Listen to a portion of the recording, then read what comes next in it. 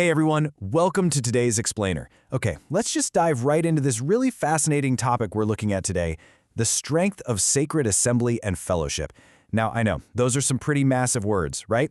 But honestly, all they really mean is the incredible, awesome power of just getting together with other believers. Whether that's at church, hanging out in your youth group, or even just sitting in your living room with your family reading the Bible, there is this special, undeniable strength that happens when we're together. So today, we're going to dig into our source text and figure out exactly why God set things up this way and how it literally makes us stronger. But first, I want you to imagine something real quick. Can you play a team sport totally by yourself? I mean, have you ever tried to play a full game of soccer with literally just you on the field? Like, who's going to pass you the ball? Or think about your absolute favorite multiplayer video game. What happens if you load into this massive team map and you're the only player there? It gets pretty boring pretty fast, right? Plus, there's absolutely no way you can win a team match all on your own. It totally defeats the entire purpose of the game. And you know, that perfectly illustrates a huge truth. Some things in life are just completely meant to be done together. Which brings us to section 1. Why do we gather? The essential team. If you think about it, being a Christian is actually a lot like being on an essential team. We aren't supposed to just, sit on the sidelines all by ourselves. We have a goal, we have a coach, and we have teammates. So let's look at this big word from our text, assembly. Simply put, an assembly is literally just gathering together as God's family. So, whenever you hang out with other believers to learn about God, guess what? You are part of an assembly. Our source material tells us that people who belong to the household of faith, which, by the way, is just a super cool way of saying God's family, should never neglect the assembling of themselves together. Basically, God doesn't want us skipping out on our spiritual household. He built us to need each other. In fact, there's a really famous verse in the Bible about this exact thing. It's from Hebrews chapter 10, verse 25, and it says this, "Not forsaking the assembling of ourselves together, but exhorting one another." Now, to forsake just means to abandon or give up on. So it's basically saying, hey, don't give up on hanging out with your church family. And then it drops this awesome word, exhorting. Exhorting is really just a fancy, old-school word for cheering each other on. Kind of like a cheerleader or a massive superfan at a sports game. We are supposed to be cheering for our friends as they follow Jesus, especially as we see the day of God approaching. And this brilliantly illustrates exactly what we're supposed to be doing when we meet up.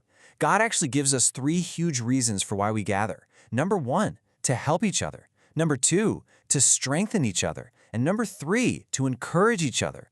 This is God's perfect, appointed blueprint for bringing His kids into unity and Christian love. So if your friend is having a totally brutal week at school, your job at the assembly is to help them out, give them strength, and encourage them to just keep going. We are basically God's giant encouragement squad. All right, moving right into section 2, thinking of others first. Putting the team first. For our team to actually work, we really have to look out for each other. I mean, what makes a soccer team actually win? It's definitely not a bunch of selfish players who absolutely refuse to pass the ball. A real team works because the players put the team first. They make the pass, they cover for a teammate. To help us understand this, the text teaches us a really cool word, keynote. A keynote is the main theme of a song or a story. Imagine you're listening to your all-time favorite song. The keynote is that main melody that gets stuck in your head, the one you're just humming all day long. It sets the whole mood for the music, and everything else is built right around it. Keep that musical idea in your head because it's going to help us understand this next amazing point. So ask yourself, what is the keynote or the main melody of the world around us? Well, the world's keynote is self. It is all about me. What do I want? How do I look? What makes me happy?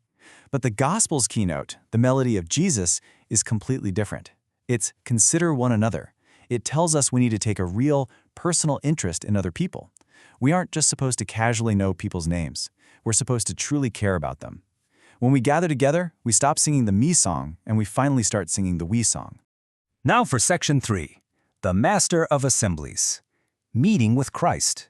Here is the absolute craziest part. When we put others first and cheer them on, we aren't just meeting up with our friends. There's a very special VIP guest who shows up every single time we assemble. And honestly, this is the most important reason why we gather. It's the master of assemblies. Our text tells us we need to remember that in every assembly you meet with Christ, the master of assemblies. Jesus himself is literally there. When we gather in his name, he's the one leading the meeting. He is the true coach of the team. And that is exactly why we have to know people in Christ Jesus. We aren't just some random club that happens to like the same video games or sports. We're a family united by the master of the assembly. Jesus is the glue that holds our entire team together. Let's look at section 4, the strong lone tree, small but mighty. Now you might be thinking, but wait a second, my church is really small, or my youth group literally only has 3 kids in it.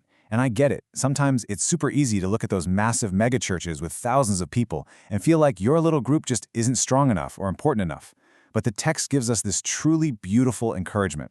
It says, "Brethren and sisters, be not disheartened because you are so few in number." Now, disheartened just means losing your courage or feeling bummed out. The text is specifically talking to people who gather in what it calls little companies to worship God. So listen, if your assembly is tiny, maybe it's literally just you, your siblings, and a couple of friends, do not be discouraged. God actually has a very special blessing for small groups. What's really fascinating here is the amazing metaphor the text uses to explain this. It asks us to picture a lone tree standing all by itself on a wide open plain. Imagine this huge flat field of grass, and right in the dead center is just one single tree. It doesn't have a whole forest around it to block the wind. It's totally exposed to all the weather, the crazy storms, and the blinding sunshine. So, what do you think happens to a tree like that? You'd probably think the lone tree would just get blown over, right? But the exact opposite happens. Step 1. By wrestling the tempest, which is just an old word for a massive storm, all alone, the tree actually gets a workout. Step 2. Because the wind is pushing it so incredibly hard, the tree strikes its roots way deeper into the earth so it won't fall down. And step 3. It spreads its branches out farther on every single side to catch the sunlight. Because it has to face the weather without a forest protecting it, it actually grows stronger and more perfectly shaped than a tree that's just crowded into the woods. And here's the coolest part. That beautiful tree is a picture of you.